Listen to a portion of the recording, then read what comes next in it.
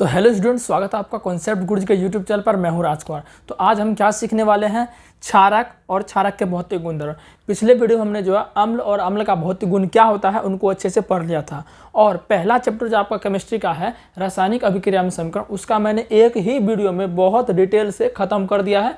अगर आप 2025 के लिए तैयारी कर रहे हैं, आप किसी भी बोर्ड से, मुझे फ़र्क नहीं पड़ता, चाहे यूपी, मध्य प्रदेश, राजस्थान, बिहार, किसी बोर्ड बस हिंदी मीडियम के हो, तो आप सभी के लिए वो अच्छी चीज़ है, क्योंकि सबका सिलेबस एक ही रहता है। ठीक है ना। तो आप जाकर उसे देख लीजिए, अच्छे से आप उसको समझ सकते हैं। तो आइए हम सीखते हैं आज का टॉपिक। इससे पहले अगर आपने टेलीग्राम ज्वाइन नहीं किया है, कॉन्सेप्ट गुरुजी सर्च कीजिए, आपको मिल जाएगा टेलीग्राम जुड़ने से बहुत सारे फायदे हैं आपको। पीडीएफ, नोट्स वगैरह जो भी चीज़ सब के बारे में आपको जानकारी मिलती है। अगर आपको नोटिफिकेशन नहीं जाता तो टेलीग्राम में वीडियो भेज दिया जाता है, वहाँ से आप क्लास देख सकते हैं। और 11th और 12th के लिए हमारा एक चैनल है हिंदी मीडियम का, डीप एनालिसिस, जो कि आपको नीचे दिख रहा है, उसको सब्सक्राइब कर सकते हैं। ठीक है ना। तो चलिए आज का देखते हैं। क्षारक देखिए क्या होता है। वैसे पदार्थ जो जल में घुलने पर OH- आयन प्रदान करते हैं, उसे क्या कहते हैं, क्षारक कहते हैं।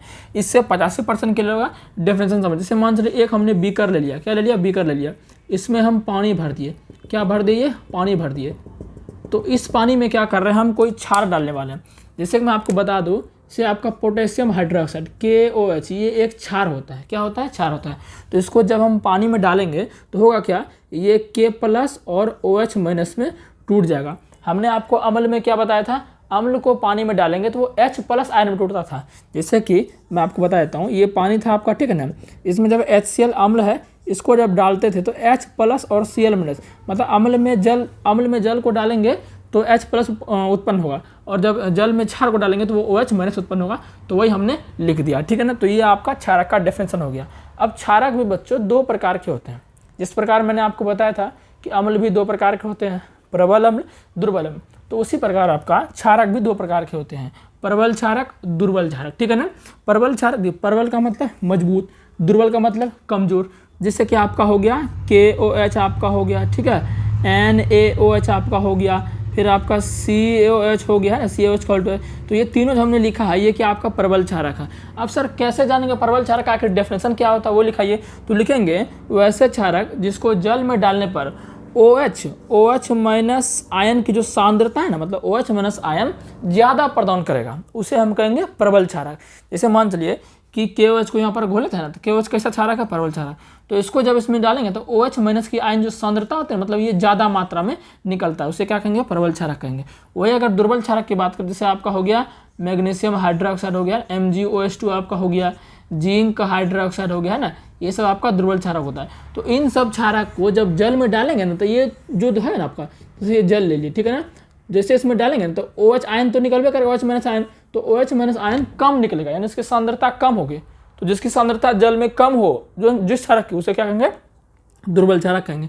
उम्मीद है आप समझ गए। अगर ये लिखना था तो लिख लीजिए प्रबल क्षारक का डेफिनेशन, वैसा क्षारक जिसे जल में डालने पर OH- आयन की सांद्रता कम हो या जल में कम घुले, उसे हम क्या कहेंगे, उसे कहेंगे जल में ज़्यादा घुले, उसे कहेंगे प्रबल क्षारक। और जो कम घुलेगा दुर्बल क्षारक, या कम OH- आयन उत्पन्न करेगा, उसे दुर्बल क्षारक। उम्मीद है ये आप समझ गए। अब हम देख लेते हैं क्षारक के भौतिक गुण क्या होते हैं। इसको आप स्क्रीनशॉट ले लीजिए। तो चलिए अब देख लेते हैं क्षारक के भौतिक गुण क्या क्या होते हैं। देखिए सबसे पहला बात ध्यान रखिएगा, यह स्वाद में कैसे होते हैं, कड़वे होते हैं। मैंने आपको बताया था कि अम्ल स्वाद में कैसा होता है, खट्टा होता है, लेकिन क्षारक स्वाद में कैसा होगा, कड़वा होगा। आपको टेस्ट करने के लिए मैं बता सकता हूँ, अम्ल का टेस्ट आप कैसे कर सकते हैं। ऐसा नहीं कि कोई HCl H2SO4 ये एसिड है तो उसको आप चख लो और खट्टा महसूस करने लगो, ऐसा कभी मत करना, तो खटाई खड़ी हो जाएगी। अम्ल टेस्ट करने के लिए मैंने बताया, जैसे नींबू खाइए, संतरा खाइए, अंगूर खाइए, इस समय एसिड होता है, तो वो खाएंगे तो खट्टा लगेगा करेगा, खट्टा लगता है ना, तो बोल देंगे उसमें अम्ल है। क्षारक कैसे टेस्ट करेंगे, साबुन जो आपका है वो एक क्षार है, साबुन क्या आपका एक क्षार है, तो साबुन को टेस्ट करेगा तो कड़वे लगेगा, तो साबुन क्या आपका क्षार है, समझ रहे हैं ना। चलिए फिर क्या है, यह लाल लिटमस को नीला कर देता है। अब लिटमस क्या है सर, मैंने आपको पिछले वीडियो में ही बता दिया, इसलिए कह रहा हूँ कि अगर जिन्होंने नहीं देखा पिछला, अब वो देखने लगेंगे ये, तो उन्हें कुछ भी समझ नहीं आएगा। जैसे लिटमस, यह लाल लिटमस को नीला करता है। अम्ल क्या करता था, नीले को लाल करता था, क्षार लाल को नीला करेगा, समझ रहे हैं। फिर यह जलीय विलयन में विद्युत का चालन करेगा। सीधी सी बात है, विद्युत का चालन क्यों ना करे, अम्ल भी करता था, क्योंकि क्षार को जल में डालते हैं तो आयन उत्पन्न करता है, जिससे KOH आपका क्षार है, ठीक है ना।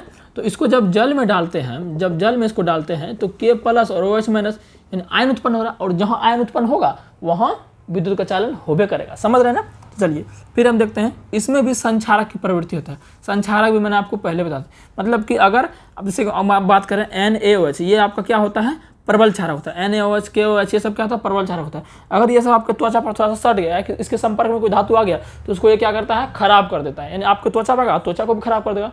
इसीलिए बोलते हैं इसको संचारक में, इसमें भी प्रवृत्ति होती है और अम्ल में भी होती है, ठीक है ना। उम्मीद है कि ये समझ में आ गए। एक पॉइंट और ध्यान रख लीजिएगा कि एक पॉइंट पूछता है कि जल में घुलनशील क्षारक क्या कहलाता है, लिख लीजिए, जल में घुलनशील क्षारक क्षार कहलाते हैं, घुलनशील क्षारक क्षार कहलाता है। ये पूछता है, एक दो पॉइंट पूछता है कि जल में घुलनशील क्षारक क्या कहलाते हैं, तो क्षार कहलाता है, ठीक है ना। तो क्षारक और क्षार में थोड़ा सा अंतर है कि सब जल में घुलनशील क्षारक आपका क्षार कहलाएगा, ठीक है ना। तो उम्मीद है कि आज का क्लास आपको अच्छा लगा होगा। अगर अच्छा लगा होगा तो एक लाइक जरूर कर दीजिएगा, और चैनल पर नए हैं सब्सक्राइब, कमेंट, शेयर अपने दोस्तों के साथ जरूर, क्योंकि 2025 के लिए हम आपके लिए बेस्ट तैयारी देखिए अभी से ही कर रहे हैं, ठीक है ना। धन्यवाद।